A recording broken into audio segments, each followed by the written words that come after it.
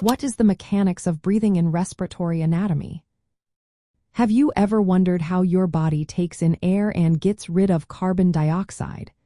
The process of breathing, also known as pulmonary ventilation, is fascinating and essential for life. Let's break down how this works in the respiratory system.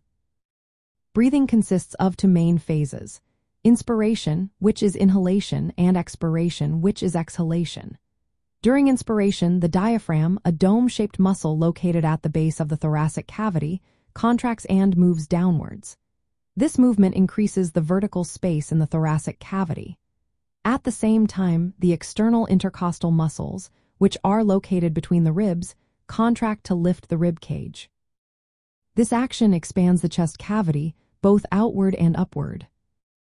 As the thoracic cavity enlarges, the volume inside the lungs increases.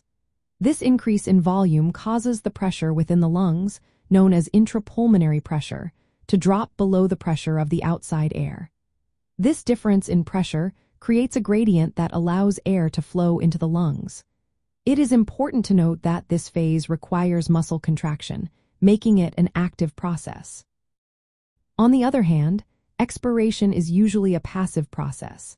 When the diaphragm and external intercostal muscles relax, the elastic nature of lung tissue and the chest wall causes the thoracic volume to decrease.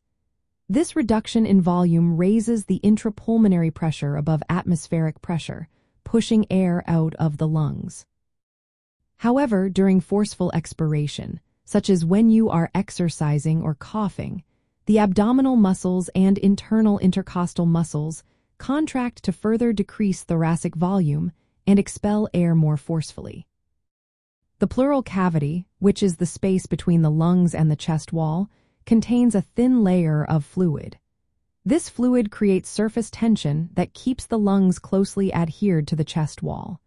As the thoracic cavity expands or contracts, the lungs move along with these changes. In essence, the mechanics of breathing relying on the coordinated actions of various respiratory muscles.